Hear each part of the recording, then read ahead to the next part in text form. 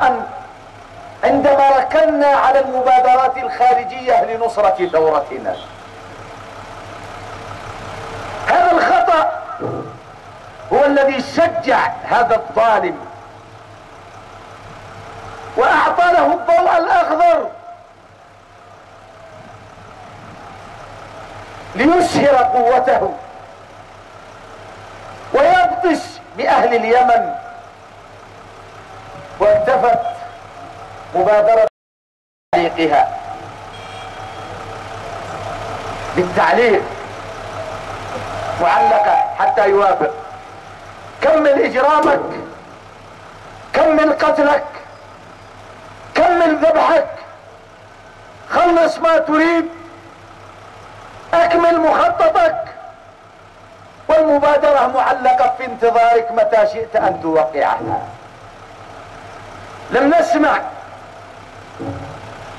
من حكومة السعودية وهي رأس المبادرة وهي الجار وهي التي تربطنا بها روابط العقيدة والإسلام والإخاء، ما كان شعب اليمن ينتظر منها هذا التواطؤ مع هذا النظام. ما كان شعب اليمن ينتظر منها كما أوردت ذلك مصادر إعلامية أن ترسل للنظام 70 مدرعة إلى ميناء عدن. أعجب والله. أمريكا رائدة الإقليم أو المجتمع الدولي، والسعودية رائدة المجتمع الإقليمي. السعودية وأمريكا، أمريكا تشحن كما أوردت مصادر إعلامية شحنات لهذا النظام من القنابل الغازية وأسلحة مكافحة الشغب والمظاهرات. هذه أسئلة تضع نفسها على الثورة.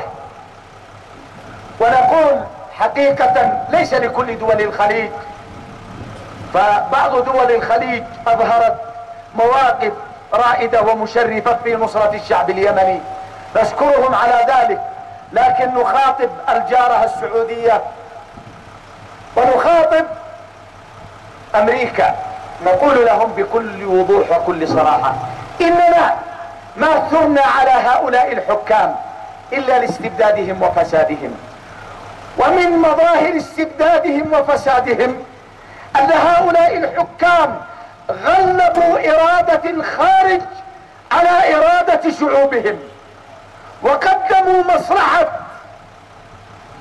المجتمع الإقليمي والدولي على مصلحة أوطانهم، بل ضحوا بشعوبهم وبمصالح بلدانهم في سبيل ارتهانهم وإرضائهم للخارج.